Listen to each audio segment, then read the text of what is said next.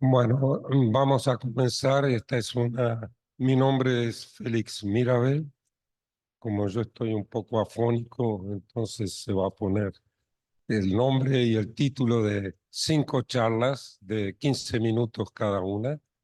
A los expositores yo voy a advertirles a los 12 minutos, que quedan 3 minutos para discusión. Bueno, la primera charla es por Chiara Mazzucchelli.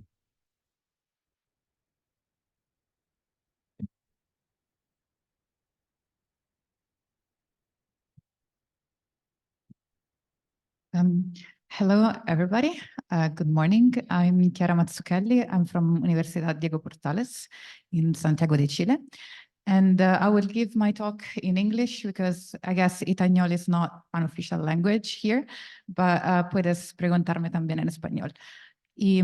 Okay, so I would like to thank the organizers for giving me the opportunity to discuss a little bit my work here and for managing a very nice conference. So, okay, as a matter of introduction, I would just like to start from a very basic depiction of the history of the universe, from the Big Bang to nowadays. But what I'm interested in is the epoch of reionization. So this is the last major phase change in the history of the universe, when the first stars and galaxies started to shine and reionize the precedent neutral medium. So this is thought to be ended by redshift roughly 6, let's say, so 1 giga-year after the Big Bang. And we would like to study this region, but regular star-forming galaxies are extremely faint there. And so in the pre-JWST time, they were even hard to spectroscopically confirm. But now I'm sure that even in this today, we're going to hear a lot of very interesting new results from James Webb, and this is going to be basically obsolete by this afternoon at 5. But this talk is going to talk about quasars. So these are other very nice sources that we can use in order to study the epoch of reionization. So they're extremely luminous beacon, and we can use them to study the universe then, but also massive galaxies and massive black holes. So what is the status of the art about high-redshift quasars? So this is the current sample that we have. It's, I think, a very nice time to study these sources, because in the last 20 years or so, the samples have really exploded. And we have moved from studies of very few peculiar sources to having statistical samples. And okay, what we can learn about these quasars and what are we going to focus on in this talk is, in this talk in particular, I will try to tackle a little bit the question, what are the properties of their innermost regions? And in particular about what can we know about the accretion and their supermassive black holes. And in order to do this, here in particular, I will use res-frame UV spectra taken from XVII at the VLT. And this work has been published in this paper. Let's see if I can do it. Okay, in this paper this year that you are welcome to look at, and we can discuss more details also later.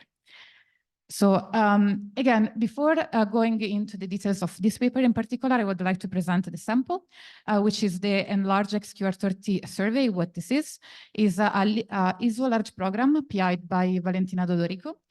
This is focused on quasars at this redshift range between 5.8 and 6.6. These are very luminous quasars, and this sample is complemented by 12 sources from the literature that were observed with the XVII at similar properties. And the really important thing about this new survey is that it opens a new space in terms of spectral resolution and in terms of signal to noise. So the great aim of this is getting a very good signal to noise ratio spectra for high redshift quasars. And the scientific cases of these surveys are really a lot and very different, from the studies of the chemical evolution in the universe to the reionization physics. And in particular, I would like to focus again on the properties of the quasars and their environment, really on the quasars here. Just to give you an example, this is what one spectrum of one quasar at redshift 6.5 looks like. If you have been dealing with the spectra of quasars as me before, this is very high quality. This is really a great signal to noise. And I also showed the modeling that we have done with several components for the continuums and the Gaussian fits basically for the lines. I will not go into details of this for the time, but we can discuss later what were the exact modeling of this. So to focus on the black hole masses themselves, we have capitalized basically on the region of the spectrum around the magnesium 2 emission line. And under the assumption that we can use the virial hypothesis, we can estimate black hole masses and bolometric luminosities that I show here.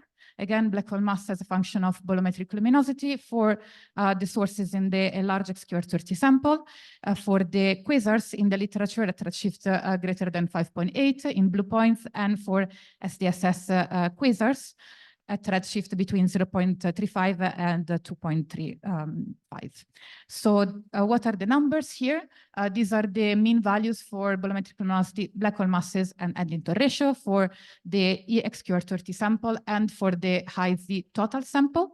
Again, bolometric luminosities are very high for basically construction of the XQR30 sample, but also you can see very high black hole masses, 2 or 3 per 10 to the 9, and also very high accretion of 0.8 to 0.89 of Eddington ratios. So what we want to do is really comparing what we see at high redshift with what we can observe in the more low redshift universe. And this is an example of what we did. So here are distributions of bolometric luminosity, black hole masses, and Eddington ratio. And what we did is comparing the total high redshift quasar samples with bolometric luminosity distribution match sample from SDSS. And so the main point is that, well, the distribution for the bolometric luminosity is the same for construction again, but the black hole masses are slightly lower at high redshift, and the accretion rate is slightly higher at high redshift. And we did also a more quantitative test for, again, a very simple KS test, and the PS values are very low for black hole mass and Eddington ratio. We repeated this experiment with different bolometric luminosity chunks. And you can see basically that the high bolometric luminosities, this effect almost disappear. It seems that we are looking at the same quasars regardless of the time when we're looking at them, but this becomes greater and greater with lower luminosities, but with larger dispersion.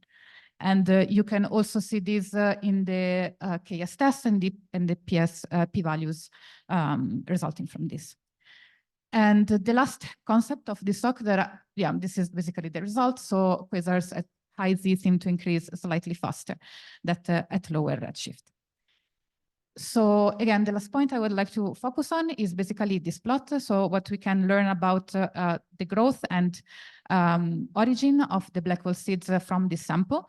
So I report here black hole mass as a function of redshift, and the areas of the black hole seeds masses predicted for different channels of formation, from the heavy seeds up to 10 to the 5, 10 to the 6, to the light seed of POP3 stars of 10 to the 2 solar masses. And here is the XQR30 sample. Then what we can do is derive the evolution of these black hole masses, considering a very, very simple model of the growth of the black hole with some assumptions on the efficiency and of the duty cycle. And this is what we obtain if we consider that they have growth with a duty cycle of 1 for the entire time, basically, and with the accretion rate that is the one that we observe. So you see really a spread of lines. And the point here I would like to highlight is that with this sample, at least, we do not have a univocal constraints on the seeds or the formation growth of these black holes. But at least some of the observed XQR30 quasars need super or at least episodes of Eddington accretion. But of course, is this the best sample to do this? I would argue not really. And I think that James Webb is also giving us a really great new window into this by finding a lot of sources at higher redshift, well, sources or candidates of sources, then we can discuss at plenty about this. Yeah, you see at higher redshift and lower masses, for which we will really be able to study more efficiently or place stronger constraints on where they are coming from, really. And yeah, again, the last thing I would like to highlight is that JWST is awesome, is great, and we will hear a lot. We have heard a lot of also of the strength of everybody working into it. But I would also argue that it's not maybe the best survey facility.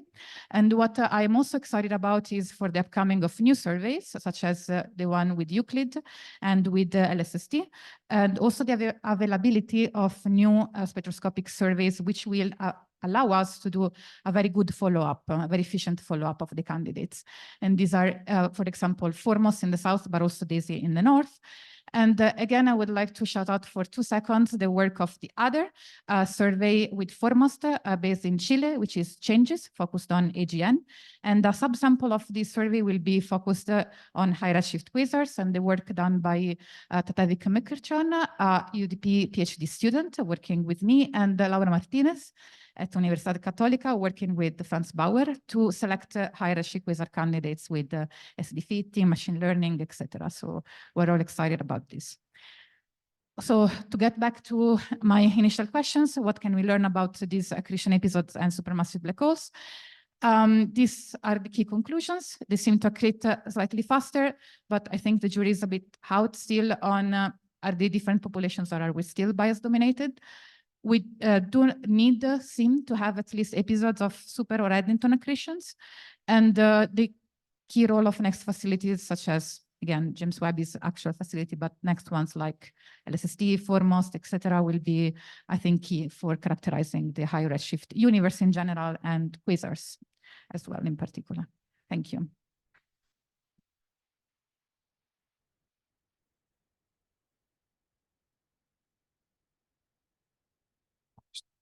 Questions?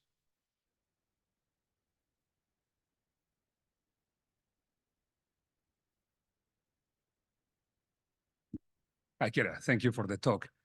I was curious about whether there are, hints at an increase in the fraction of highly obscure quasars, or accreting black holes in any case, at very high redshifts from the data. And I was also curious about your opinion on these fairly exotic line ratios that have been seen by JWST in these objects that may be very high Z AGNs. So regarding the first question of the obscuration, I think, well, I think yes, but regarding the data with the ones that we have, I think we are very biased in answering this question, because all this follow-up have been focused on quasars that have been selected to be UV bright.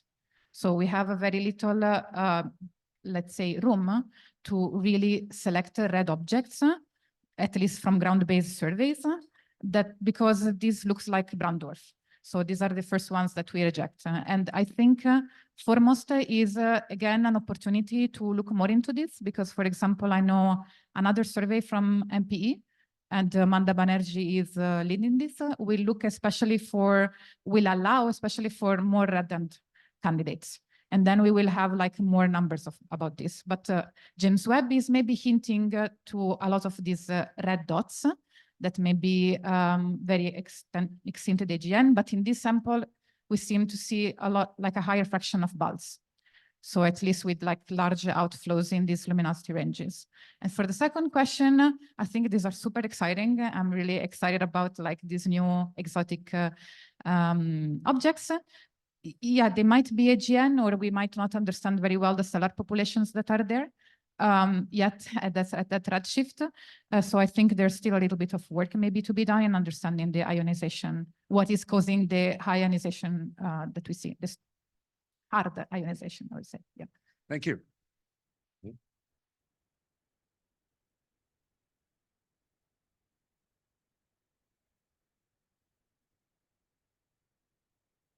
Thanks for the talk. So how much should we believe in the black hole masses that we derive at those redshifts? What are the systematics of No, this is a Yeah. super good question, and I agree with you in the skepticality of this question that I hear. No, we use scaling relations from the local universe. So the first hypothesis is that these hold at high redshift, but there are new black hole masses from H-beta from James Webb for a few sources, and they seem to be consistent with the magnesium 2 ones. The scatter is around, I would say, 0.5 deck. So I would say to believe within this 0.5 deck. Like we know the order of magnitude, then if this is 3 or 6 per 10 to the 9, it could be both. Thank you.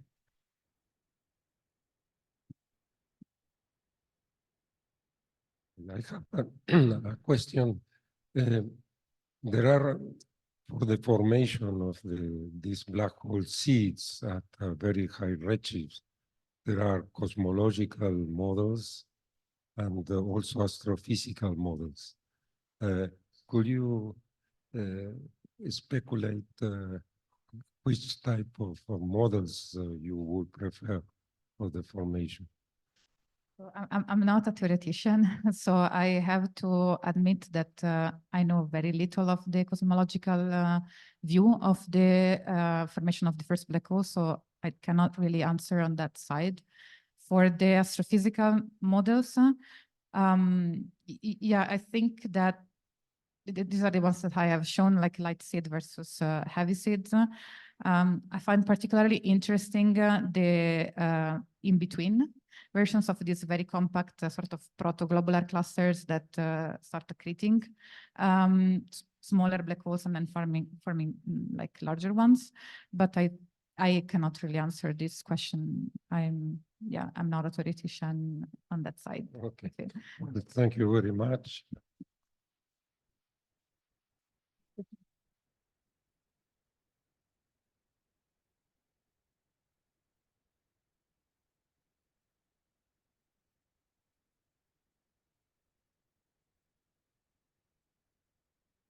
Bueno, la siguiente charla es de Luz Ángela García y nos va a hablar sobre Search for the Galaxies at Redshift 6 in the Thesan simulations. Hello, everyone. I want to start by thanking the organizers for allowing me to present my work here. And also I want to thank the Thesan project for granting me the access to the simulations and the data products that I'm going to be using here. So let's start by saying, like, I want to thank Chiara as well, because she already gave us an introduction of the nature of reionization, which is the epoch that I'm going to be focusing here. And basically, this time in the universe is when the free hydrogen in the intergalactic medium turned into its ionized state due to the releasing photons that come from the first galaxies, stars, quasars, and so on. So that's very important. And that's why, for instance, samples as the ones that Chiara just showed us are quite interesting in order to follow up this process. But I'm going to be focusing in a different proxy. In this case, I'm going to use LAs, and I'm going to tell you a little bit more about that next. But first, let's say that in this epoch of the universe, we don't have many observations of the galaxies that are being formed and evolving. So we need to match the result of our observations with the simulations that we have here. And that's what I'm going to be doing. So I'm going to be using the Thesan simulations. Those are theoretical models based on Illustris TNG.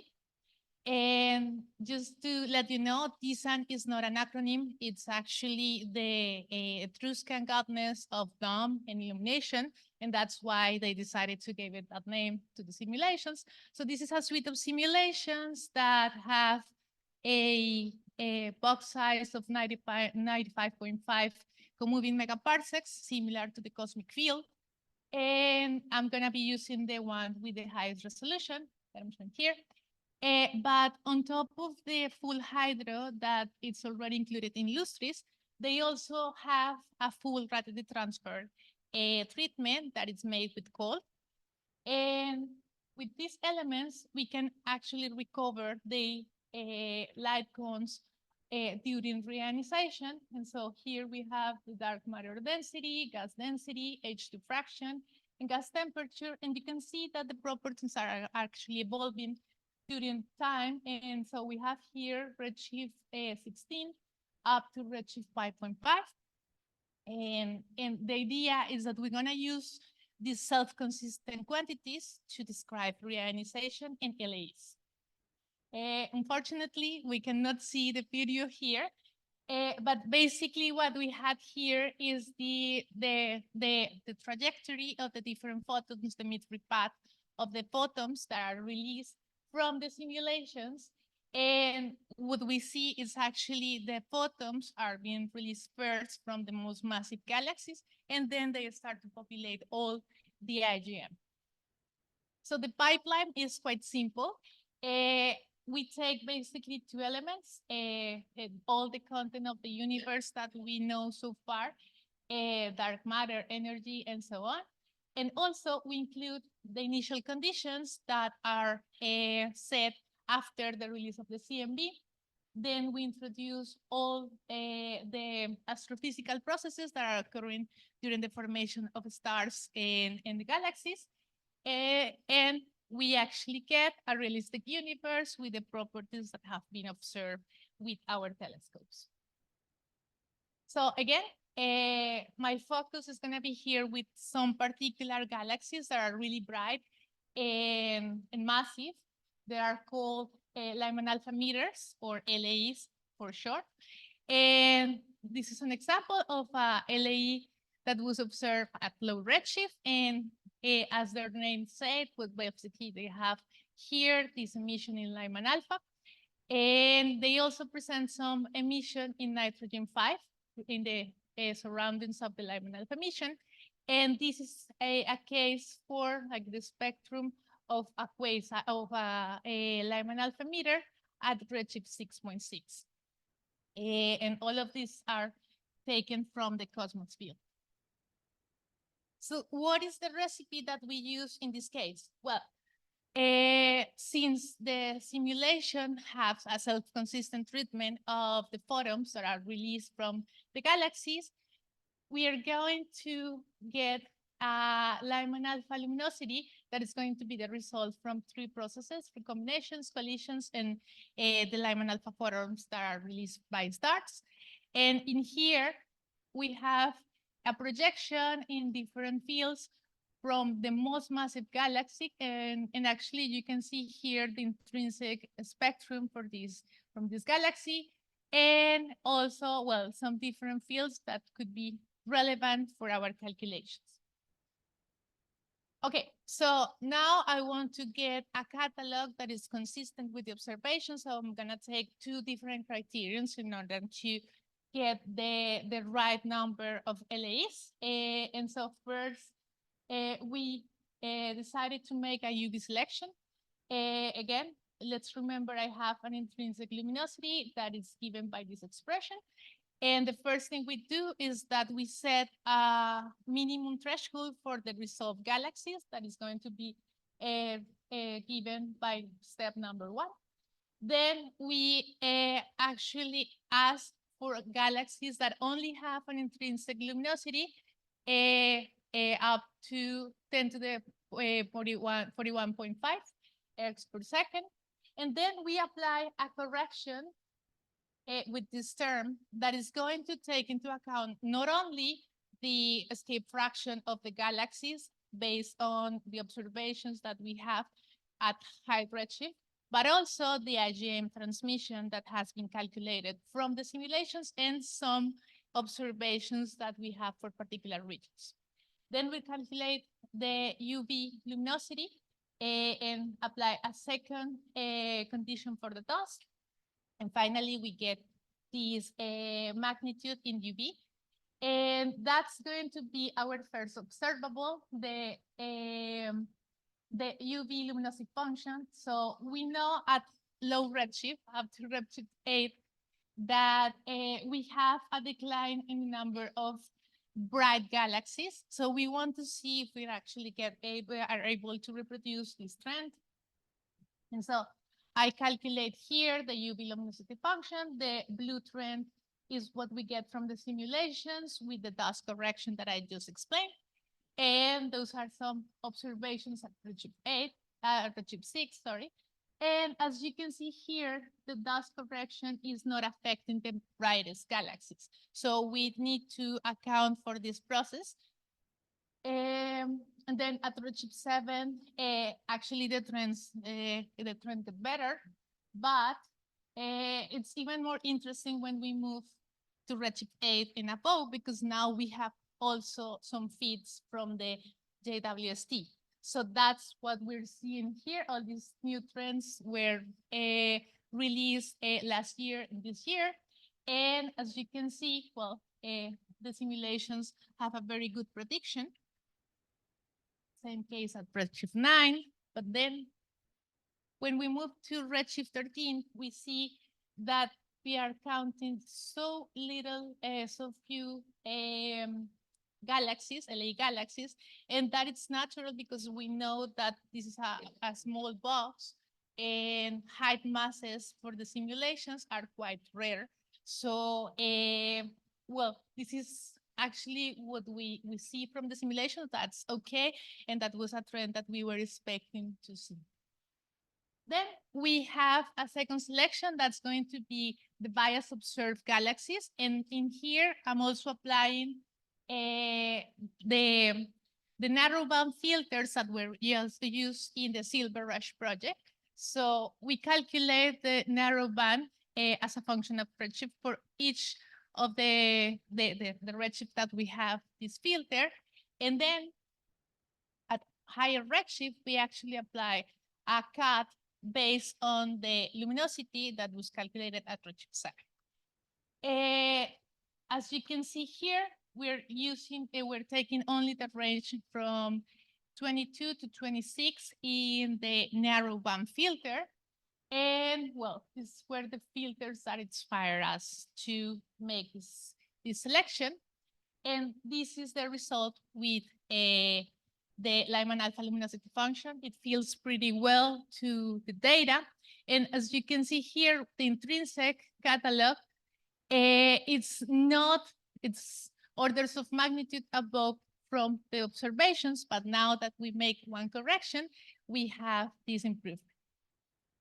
Now I want to look for the number of galaxies that we have in a 5 megaparsecs over each radius, and you can see here that we have a much larger number of LAs compared with what we have in the Cosmos field. So we know we can rely on this selection because we have made all the steps that observers have done.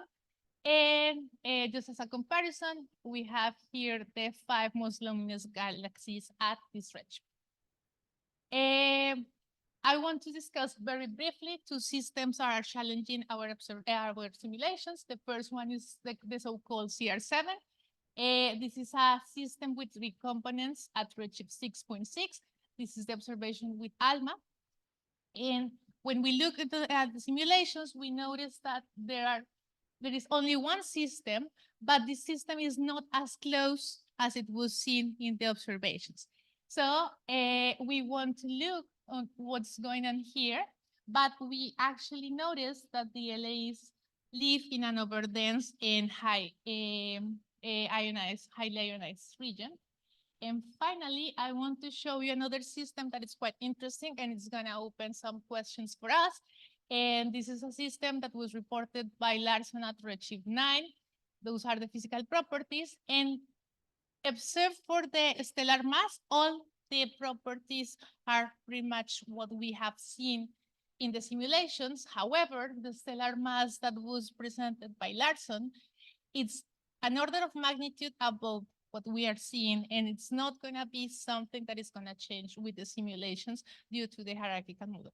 So seeing that most of the simulations are struggling here, and we want to see if there's an issue that is being presented with the James Webb. And I'm going to leave you with my conclusions. And please, if you have any luminosity, any observation of LAs at high redshift, please come to me. And let's talk, and we are happy to see if we have these synthetic systems. Thank you.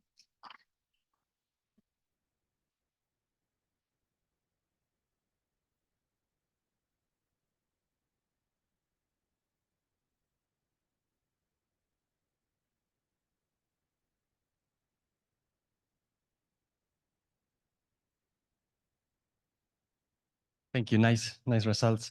A very general question. In the simulation, you can see what happens. So you could say, what are the descendants of these Lyman alpha emitters?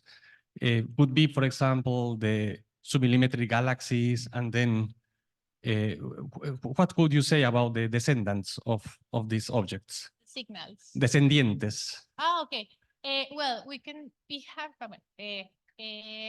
haven't actually looked into the merger trees, but we can see we're actually trying to look at that for the CR7 system, because the system doesn't seem to be as close as the components that were observed for CR7. So that's something that we're actually looking at. And also, we want to see what is the evolution of these LAs. And we also have I didn't show it here because of the time that I had, but we also have the spectral energy distribution, and we are planning to use that signal in order to see what was the nature of the LAE that give us, well, these results that I'm showing at this point.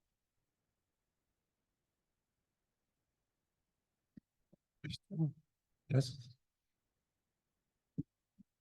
Hi, you said that this is based on TNG. Yeah.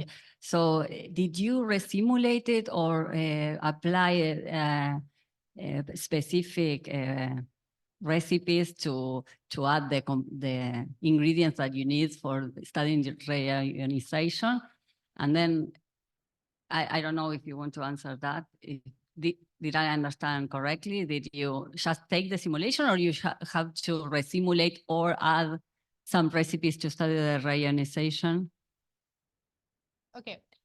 Well, to be honest, I didn't actually run the simulations. They run the project is already done, but the simulations were done from scratch just to make sure that they were actually assessing directly the bulk reionization. So the models are similar to the Illustris TNG, but they are not the publicly available simulations of TNG. Because my question was, my following question was, if you did add some extra ingredients to this simulation, maybe you could take the larger TNG 300 and apply maybe the same recipes to go to a larger volume and get the most massive that you didn't get with your.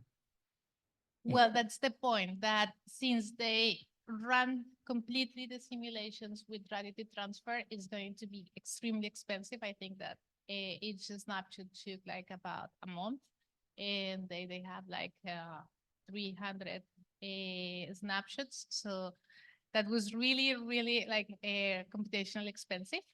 And at some point, I also tried directly with Illustris TNG and UV ionizing background, but that didn't seem to work well, and that's why I contact Aaron and his team, and we started this project. Thanks.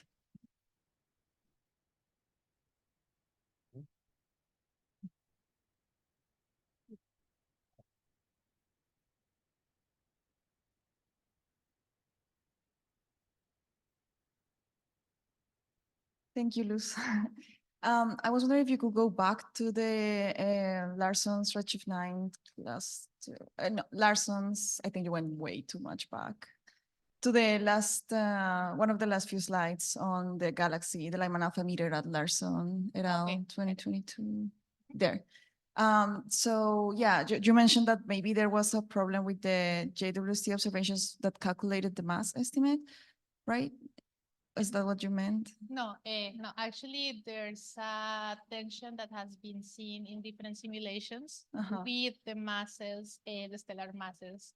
that has been reported in different studies. So maybe we think that there could be an issue in the way that we calculate the stellar masses from the halo masses, which is the way that we do it in the simulations, or it could be an intrinsic problem with the way that we produce these galaxies at high redshift, and it could be a more serious problem, because it would mean that the model that we're using has something wrong. But I think it's still too early to say things like that. So we just wanted to point out that the only property we're not matching with the observations, although we have the same star formation rate and so on, is the stellar mass. It's like way below the value reported by Lars. Okay, thank you. Okay, we thank Luz Ángela. Thank you.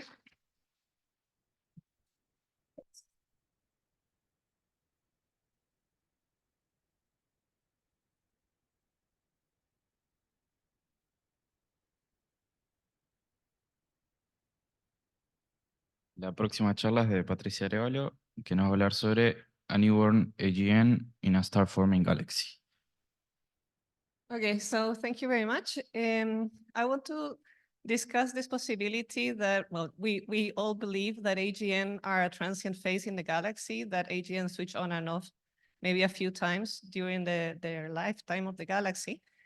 But it's very hard to put like observational constraints on how often this happens and on what timescales. So this is what we're trying to do now that we have lots and lots of data. So this is our search, like systematic search for newborn AGN. A newborn, I mean a galaxy that had a spectral classification of quiescent or star forming with no AGN characteristics in the optical spectrum that in time develops these characteristics. Okay, so we want to compare optical spectra with optical spectra. Okay, so for what we're looking for is type 1 AGN, so super clearly that the nucleus is active. And for type 1s, I just want to highlight that they have broad emission lines. This is not super in this direction. Okay, that they have broad emission lines in their optical spectrum. Okay, so that's the main feature. And another feature that type 1s have is that they have a blue continuum component in the spectrum. And this one varies in normalization over time. So type 1s are variable. Okay, if you look at the light curve, it's going to have fluctuations. And from these two things, we think that in type 1s, we're looking at the AGN from here. So we have this direct view of the accretion disk and the broadline region. So it's not a change in obscuration, okay? Right, so how do we find type 1 AGNs that switched on, maybe not just now, but during human lifetime? And one possibility is to start from a set of galaxies that did not have an AGN, reobserve them, and find the one that switched on. Okay, this is on its own very, so people have done blind searches of spectra of galaxies or AGN, and the occurrence of this event is very rare, or it hasn't been recorded. And the problem is that getting spectra for lots of galaxies is very expensive. So just doing it blindly is not going to work. So what we did was start from a catalog of galaxies that have optical spectra. Already we have from SDSS like 2 million galaxies with optical spectra. So those ones that are not classified as AGN from the spectrum, this means that they have no broadline regions, I mean, no broad lines, no broad emission lines. And also the narrow line region is not AGN-like from the BPT diagram, for example. So the ratios of the narrow lines are also not showing that they are being ionized by an accretion disk, okay? And all these spectra were taken on average between 10 and 20 years ago, mostly by the Sloan Digital Sky Survey program. Now, what we can do is from that set of galaxies, cross-match them with variability selected type 1 AGN by Alerce. So Alerce was this broker that was described this morning by Francisco. And one of the things that the community like me can do is go to the Alerce website and tell it, okay, I want everything in the sky that is varying like a type 1 AGN. Give me the coordinates, okay? And we have this list, and now we can cross-match what was varying, what was spectrally classified as a non-active galaxy, and now is varying in flux like an AGN. So this part is super automatic. I don't have to look at all these 2 million spectra. I just do this cross-match by coordinates. And from that, we have a list of candidates of newborn AGN. And what we have to do then is take a new spectrum and confirm whether they have developed broad lines or they now look like more like an AGN, right? So we can use, I mean, I'm a user of Alerce, I'm not a developer, but I can use this public service where I can ask it, okay, tell me all the objects that you know that are doing what I'm looking for. So that's what we did. And we started from this 2.3 million plus minus non-active galaxies that have optical spectra that are not classified as AGN by this or any other survey. And we cross-match that with all the AGN that Alerce is classifying. And we come up with 68 matches. So already we have a large decrease in objects. And this shows you how unlikely non-active galaxies are to vary noticeably so that Alerce will find them. And this is a much more restricted number. And then you can actually go to the tag and say, okay, I want to get new spectra of a few sources. You don't have to reobserve all the 2.3 million. This is a better sample, okay? So this is a more likely sample to find newborn AGN. So that's what we did, not with the 68, but with the small fraction that were observable in a semester from the Southern Hemisphere. So we observed like a dozen, and this was our best candidate. So we have a few, but this is the nicest, okay? And if you look at the top plot, here we have both spectra. So in yellow is the original one, where you see there are narrow emission lines, but no broad emission lines. And now, like 10 years later, or 20 years later, when we take the new spectrum with SOAR, we see that the narrow lines are still there, but it has developed this very clear, broad Balmer lines here in H alpha and here in H beta, which are completely consistent with each other. In the black line, we can see the different spectrum between the old and the new epoch, and you see there's a blue continuum and very clear broad emission lines that have appeared, okay? And this middle range just shows the old spectra around H beta and oxygen 3, and the new spectra around H beta and oxygen 3. So the narrow lines are still consistent, but there's this broad line in the fit. And the same for the old spectrum in H alpha nitrogen 2 and the new spectrum in H alpha nitrogen 2, and this super clear broad component has appeared. So if you look at the spectrum now, it's weird because it has broad lines, sufficiently broad to look like an AGN, like a type 1 AGN, but the narrow lines have not changed.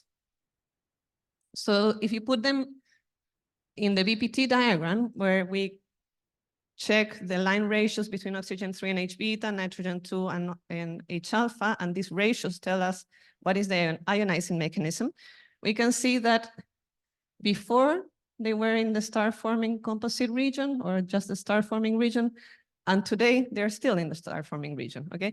So the narrow line region hasn't figured out yet that the nucleus has switched on. Okay, so further evidence, okay, so broad emission lines have appeared and narrow lines are still not like an AGN. There's additional evidence. Now that we have this one target, we can look at all the catalogs and all the previous data. So there's additional evidence of this ignition. One is the overall brightening in the optical band. So this is a very long light curve, many, many years. And these two here are the G and R band of CTF. So this is the data that we used to classify this object as an AGN. And if you're an AGN variabilist or something, you'll say, okay, yeah, this is stochastic variability and it looks very much like an AGN. But we also have the Catalina real-time survey, which extends many years into the past. And this is heavily binned, so all the noise is gone. And you can see that it was more or less flat until some time. And then it started rising steadily and then started showing the stochastic variability. So at some point between the time when the SDSS spectrum was taken and the time when we took the source spectrum, the brightness started increasing, and then the light curve started developing stochastic variations that are typical of AGN. Another piece of evidence is that in the mid-infrared, the color changed. And I didn't know this before, but when we started looking at these objects and all the possible evidences that we could find towards declaring it a current AGN, is that the mid-infrared color W1 minus W2, so these are filters from WISE, can be used to characterize an object as either a galaxy or an AGN. And colors around this region, like W1 minus W2 of 0.3, 0.4 are typical of quiescent galaxies, okay? And many AGN have higher colors, but once they reach this 0.7, they're all AGN, okay? So a color below 0.7 doesn't tell you this is not an AGN, but when it's reaching this level, these are all AGN, like no stars or galaxies reach this color. And over time, the color has been evolving from galaxy type towards AGN type with fluctuations. The light curves also show fluctuations similar to the ones in the optical. But the color is clearly evolving towards an AGN. So the hot dust in the nucleus has figured out that the AGN has switched on. The broadline region has figured it out, but the narrowline region, not yet. So in summary, this was the observational, like the search strategy to look for current optical variability in a quiescent galaxy. And this points to new AGN activity. So we found one very clear transition from star forming to type 1 AGN because the broad lines appeared and the spectrum became bluer. Looking at the past light curve, we can see that for the last 14 years, it has been brightening up like consistently and as well as developing variability. The mid-infrared colors have evolved towards AGN-like over the same time period. The broadline regions appeared. So apparently this object either developed a broadline region or it had a broadline region and now it's shining. We don't know. But the narrowline region still doesn't respond to the switching on of the AGN. So with this, I just wanted to highlight like one possible science case that you can very easily do with the large volumes of data once they go through a broker like a LERCE, okay? So I encourage you to think of science cases where you can exploit this wonderful data. Thank you.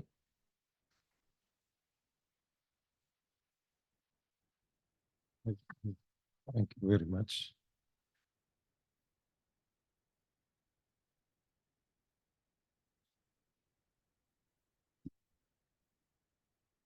Hi, very nice talk.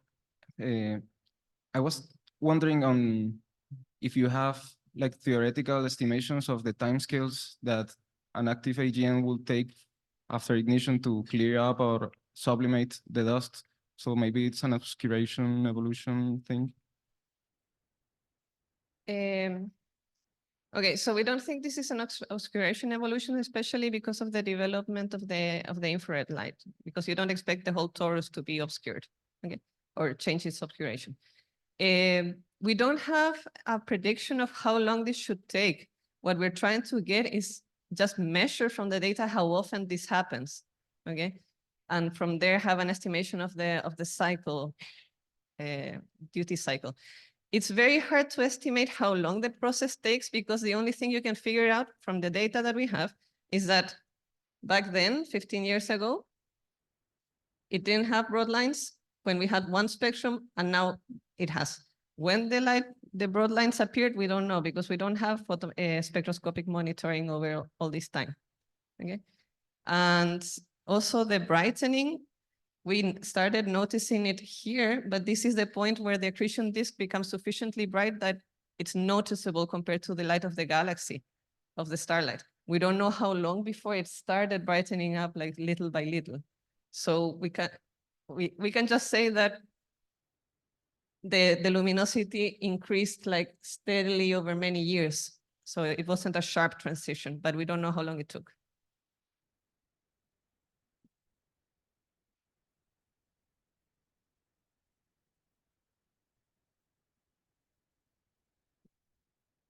Very interesting object. I was wondering what happened with the other 68, 67 sources. Did you find something, or you are in the process of looking for spectra? Yeah, so we only obtained like 10 or 12 spectra because CTF is in the north, so most of the targets are in the north, and we are asking for telescope time in SOAR. But of the ones that we obtained, another one also developed broad lines, but we decided that this is more likely a changing state. So it was already an AGN, it wasn't just so clear in the spectrum, and now it's a type 1, and that transition is a lot more common than the ignition. And the other ones, the light curves are not super clear, so this might be the cases where ALERCE gets it wrong, because we're looking for something so rare that even if ALERCE gets it wrong few times, because we're looking for variability in things that we know are quiescent, it's more likely to find them there. So yeah, all the other cases didn't show broad lines.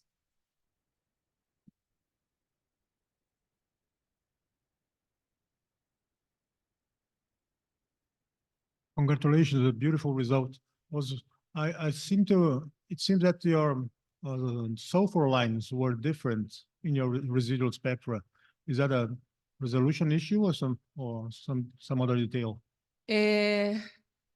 No, I think it's just about subtraction. I mean, the difference we did here, you see that the core of the narrow lines are also over subtracted is because the resolution doesn't match. Okay.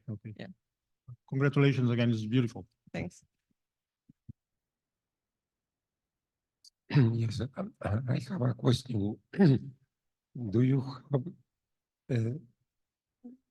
the properties, general properties of this galaxy? Is it isolated?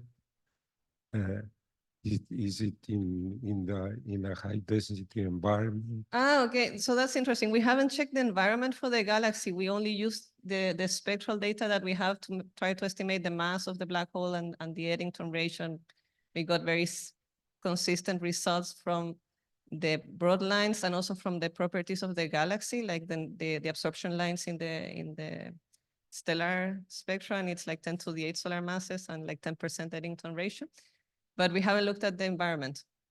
So yeah, this is something interesting to check. Well, we thank you very much.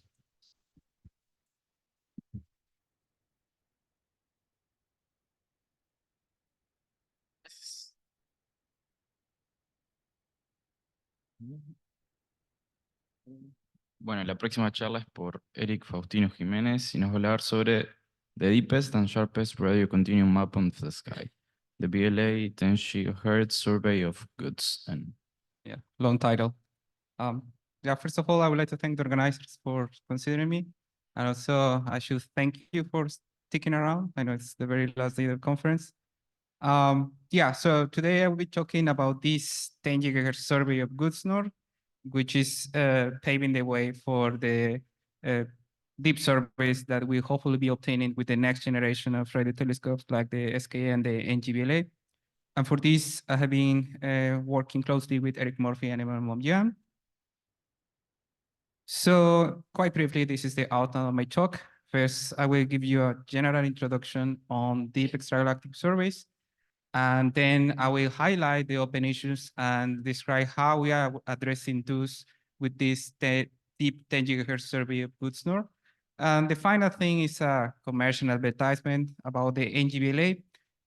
We will describe how we can obtain deep radio surveys with this new facility. So let's begin with this general question. Why should we care about deep surveys? And as it has been discussed before, surveys in general allow us to get large samples of galaxies or stars or whatever, so that we can address open issues in astrophysics using a more systematic approach. And one of those open questions is the production of stars and the growth of galaxies across cosmic time. So the question is how we went from these fuzzy systems at very high redshifts like the ones that were described before to the very mature and complex systems that we observe in the local universe, including our galaxy. That's the general goal. So now let's focus on the deep radio continuum surveys, on the radio regime. And it turns out that most of the radio surveys have been mainly obtained in, at low frequencies. It's 1.4 and 3 gigahertz. And the reason is that at low frequencies, we have a larger primary beam. So this is an example of the Meerkat telescope, the Meerkat image, that with a single pointing, you can cover 1 square degree field of view. And the second reason is that at low frequencies, you expect to detect higher flux densities because the typical LCD that you can see here, it has this particular shape. And as you can see, you get higher flux densities at low frequencies. In this part, you are mainly sensitive to non-thermal synchrotron emission. So thanks to these deep radio surveys, we are now able to get better insights on the evolution of the cosmic star formation rate density of the universe. In other words, we quantify the number of stars that have been produced per year per moving volume, and then we quantify that as a function of redshift or cosmic time. And this is what we can get. So with radio, we prove dose obscurity star formation. And since now we are pushing the resolution limits, we are starting to get spatially resolved probes of the star formation in galaxies out to around redshift 2. This is an example of a galaxy at redshift 1, where you can see that we're starting to prove some structural properties in these galaxies. So now what are the open issues? And the thing is that despite the significant progress that we have made, we still have to rely on this empirically derived far-infrared to radio correlation. So this is for those who are not very familiar with this correlation. So what we do is to compare radioluminosities to star formation rates. What we do is we derive the radioluminosity and we use this far-infrared correlation to estimate infrared luminosities, and from it, we can get the star formation rates. I know it's a long shot because we know that this correlation should depend, for example, with the redshift. Why? Because at higher redshift, we have different, higher temperature of the CMB, so we expect to have higher Compton losses. And also, studies have reported that this far-infrared correlation depends on different things. For example, star formation rate, surface density, and stellar mass. So all of this adds more uncertainties to the already complex far-infrared to radio correlation. So it's time to look for some alternatives. And one of those is to look at the thermal luminosity, because we know that it's directly proportional to the ionization photon rate. So it's a better tracer of instantaneous star formation in galaxies. And let's have a look also at the radio ACD, typical radio ACD. And we should note that for galaxies at redshifts larger than 1, between this 1 and 9, we can prove the rest frame regime that is dominated by the free emission. Also, when we observe at high frequencies, we get for free, the high resolution imaging. And this motivated this high resolution, high frequency observational campaign to map for the first time an extragalactic deep field. This is the Goods-North field. It covers a region of around 270 square Earth minutes. And this is a large program of the VLA that it required 360 hours of observations to cover this region with the A, B, and C configuration. And this is just to give you an idea of the diversity of sources that we're finding. So you can see that we're slightly moving away from the blobs that we used to see at high redshift in radio astronomy. And now we have some sort of X. So we start to look some structural properties in these galaxies. Now let me show you a comparison of the spatial resolution and sensitivity of this map with respect to previous surveys. In this panel, in the left panel, you can see the comparison of the resolution as a function of observed frequency.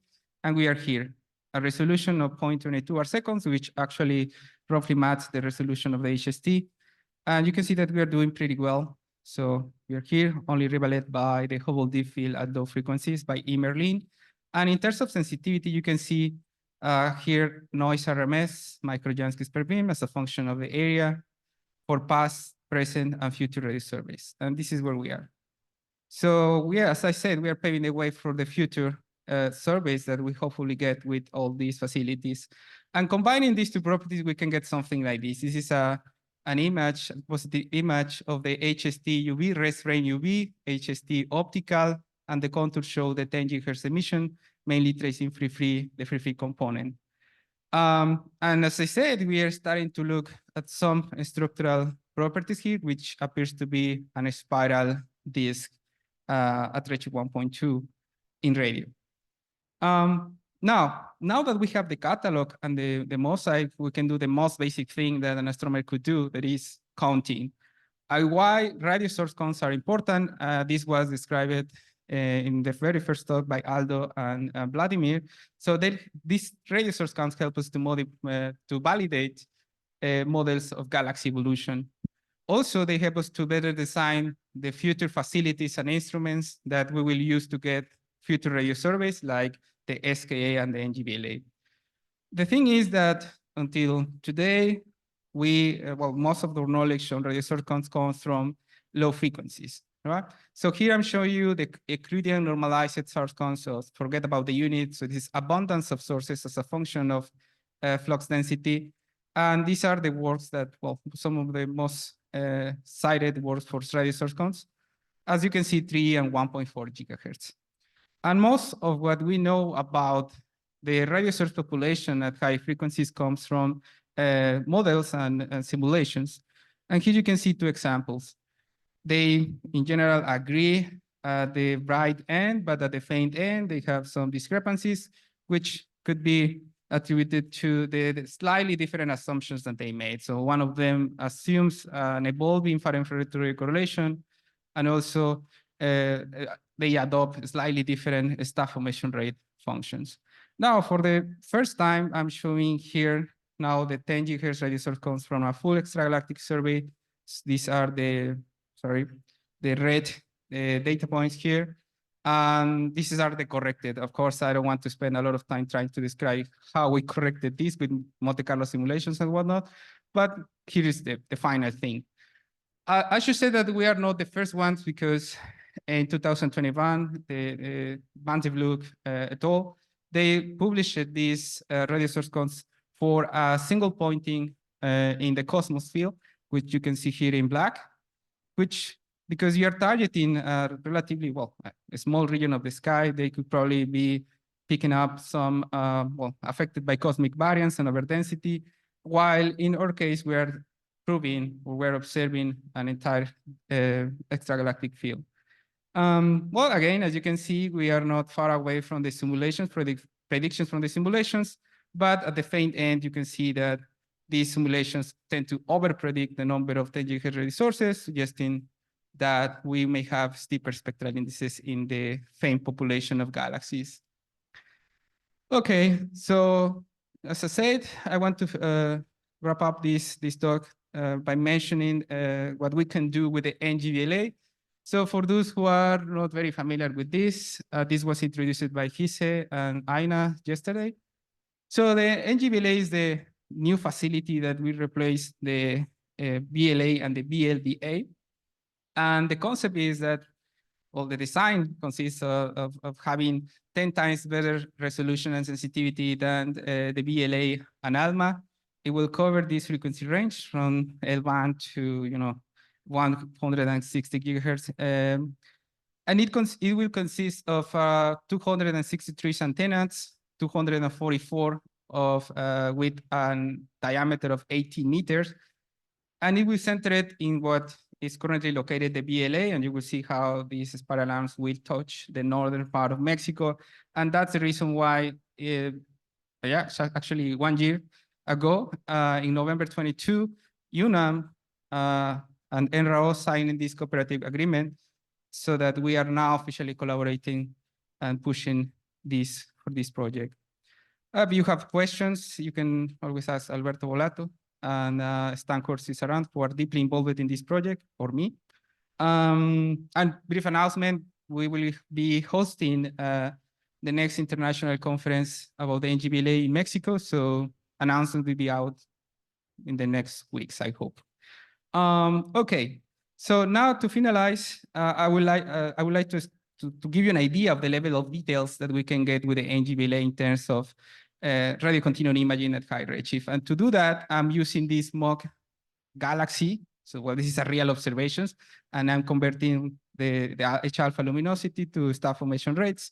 And from it, I can redshift this galaxy, the redshift I want, so in this case 1.2, and see what we can get with 20 hours of observations. So with 20 hours of observations with the VLA, this is what we can get. And I chose this galaxy on purpose because you can see that there is some resemblance between the real thing. So this is the galaxy that I mentioned before, and this is the one that I took from the nearby universe and redshifted at 1.2.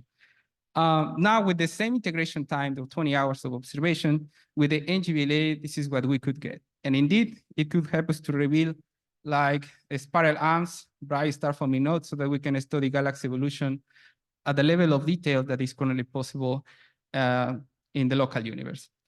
And that's it. So I will leave you with my summary, and I will encourage you to stay tuned in case you're interested in using this radio data in the Gutzner field. There is more data coming in at 3 GHz and more. So please stay tuned. This is the website. Thank you very much, and I'm happy to take any questions.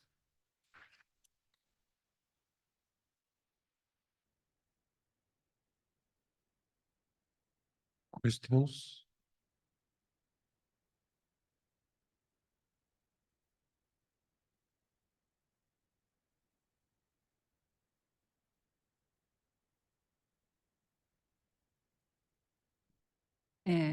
Thank you. And so I don't know if this is a silly question, but can you have information about the redshift, or do you have to get the redshift from somewhere else? Yeah, we need the redshift from either photometric redshift, spectroscopic redshift. The good thing is that the Gutzner is one of the best studied observed fields in the world. So essentially, we have like a lot of James Webb data, HST data. So there are plenty of catalogs that we can cross-match with. And how far you can go? Okay, so yeah, I didn't want to get into these details, but the highest redshift that we can get is around redshift 4 or 5.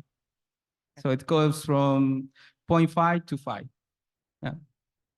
Okay, thank you. Thank you for your question.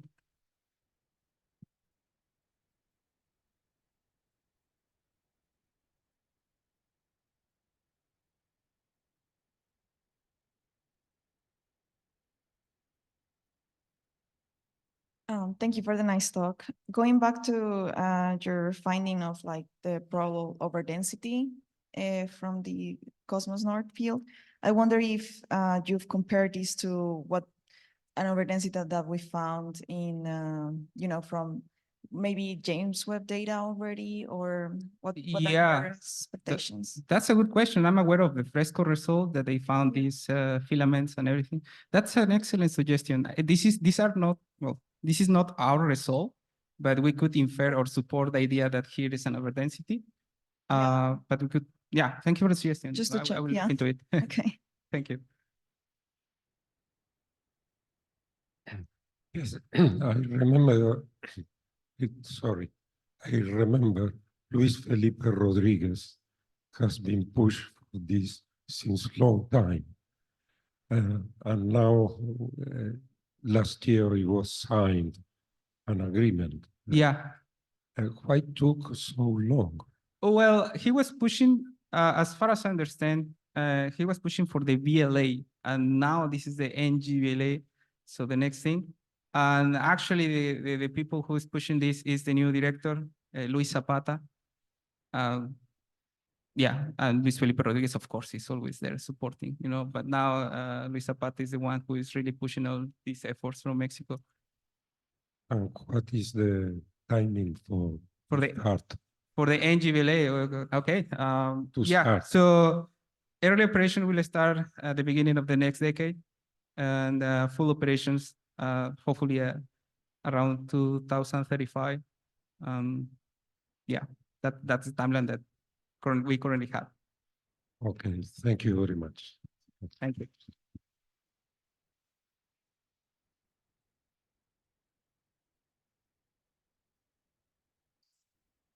Bueno, la última charla de hoy es sobre On the Nature of Type II Quasars.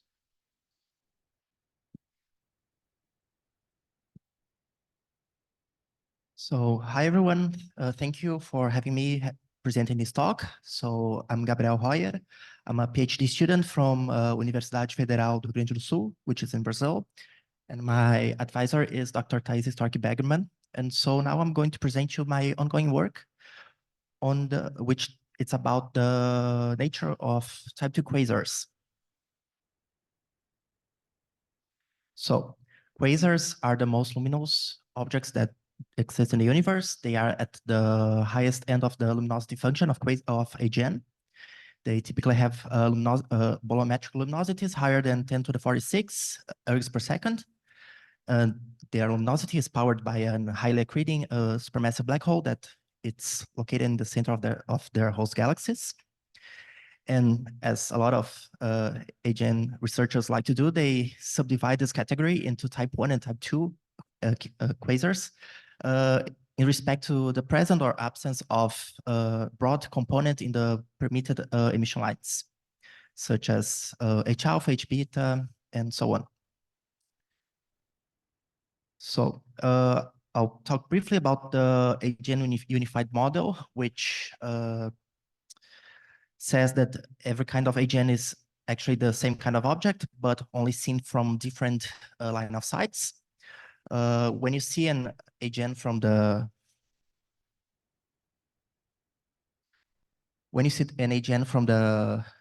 directly from a face-on-like view, you see a type 1 AGN. But when you see an AGN from its side, from like an edge-on-like line of sight, you see a type 2 object because of the obscuring torus that blocks the broadline region, which is connected to the accretion disk, to the outsides of the accretion disk, probably connecting to the dusty torus. So this kind of dichotomy exists because of the relative orientation of the line of sight. And when you see spectra from type 2 quasar hosts, you see that they have, in fact, radar spectra. But a lot of recent works in the literature shows that there are signs of interactions or mergers on type 2 QSO hosts, and they are also correlated with outflowing material. There are a lot of excess of merging systems and pre-merging systems. And when you compare them to a control sample, which is comprised with non-active galaxies, such as this,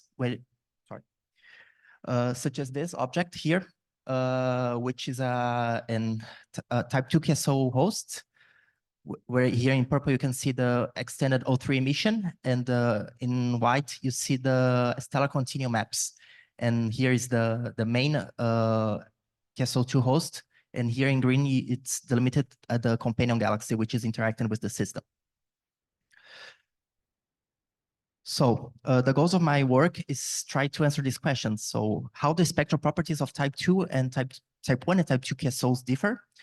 And what do these properties reveal about these populations of galaxies?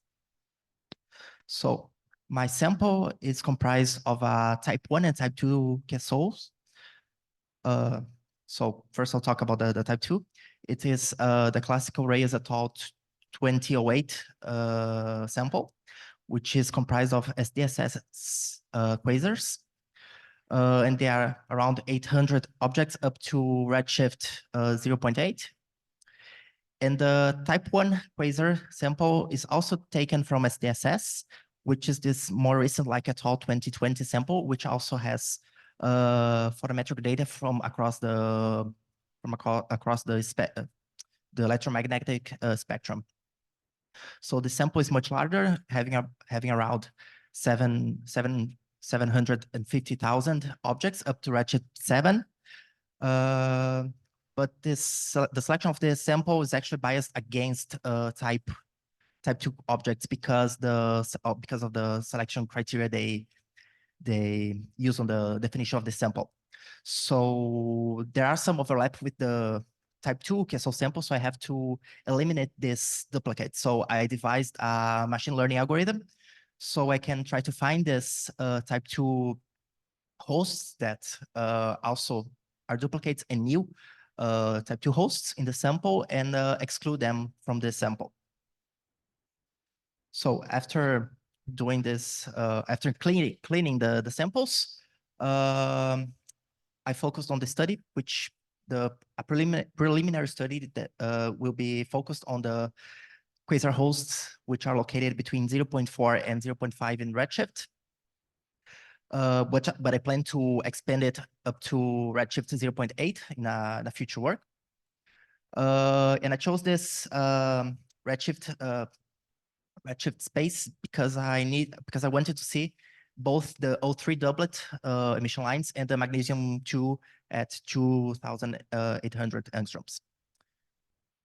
Well, after I select the samples, I end up with some 9,000 KSOs 1 and around 100 KSOs 2. So the main methodology that I'm going to focus on this presentation is examining the continuum of this quasar hosts with a power law-like component on the continuum.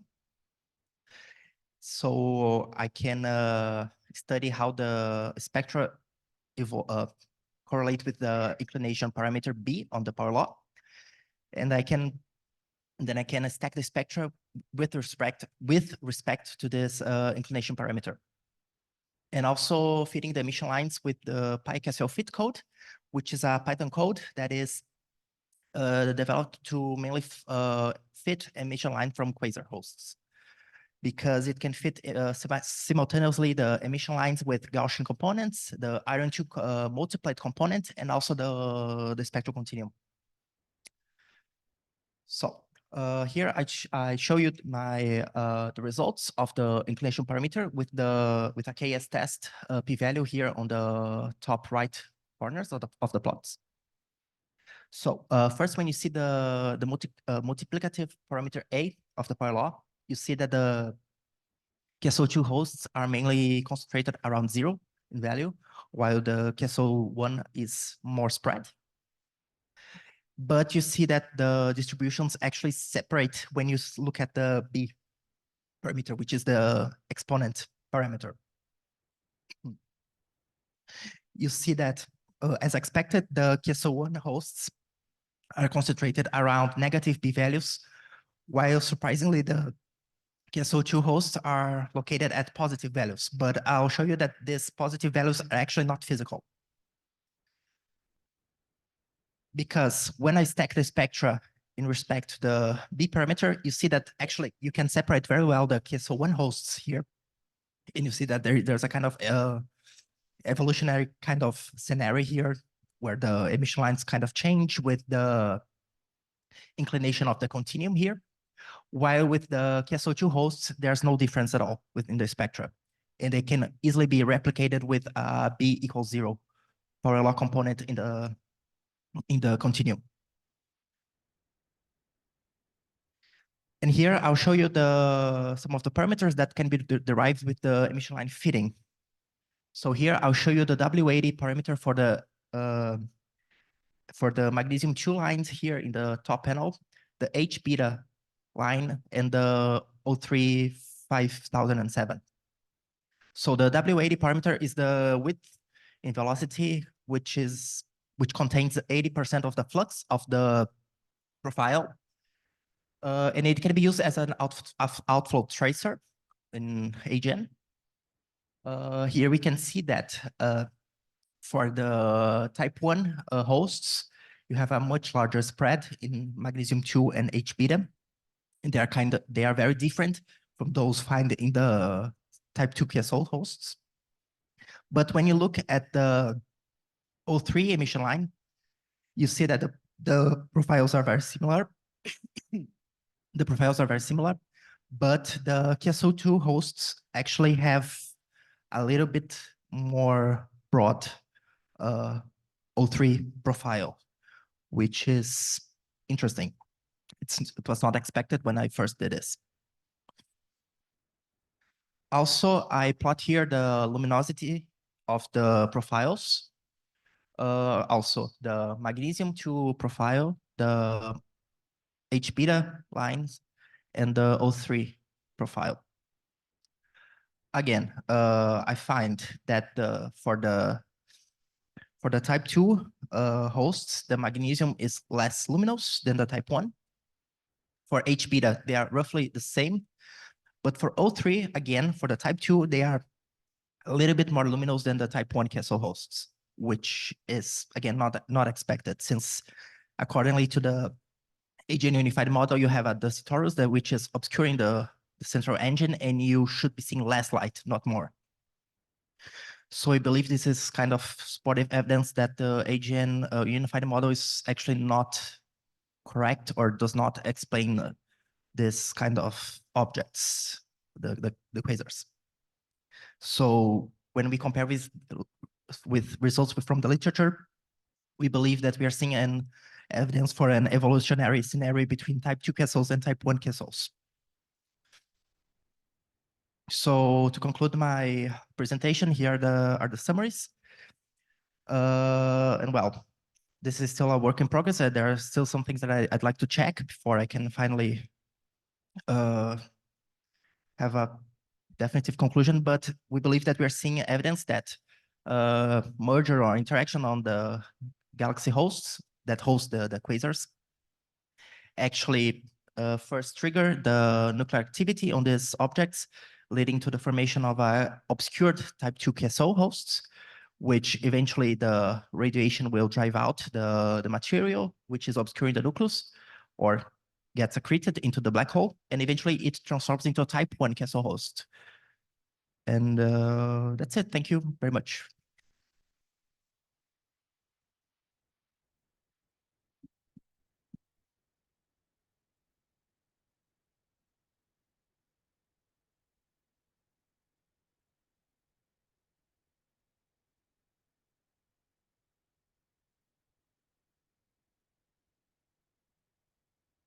Hi, thanks for the talk. Do you plan at some point to analyze the effect of these quasars in the innermost regions of your host galaxies or something like that, or around it, for example, in the nearby environments? Você pode falar português se você quiser. Okay. No, I didn't, because these are SDSS spectra, so I don't have spatial resolution for this. And they also, they are a little bit, they are objects that are located at redshift 0.4 to 0.5, so I don't have images for this kind of objects with a lot of spatial resolution as well in the optical, so no, we did not check. But that's something that will be something to look after. Okay, thank you.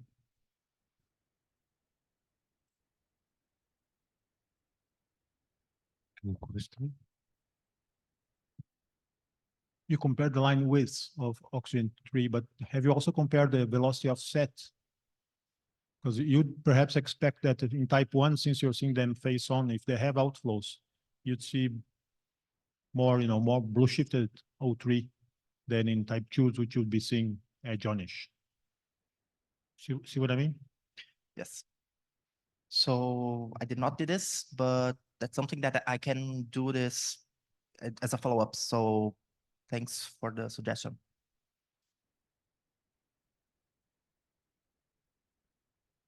Any question? Yes. Is there some difference between the environments of the host galaxies of type 2 and type 1?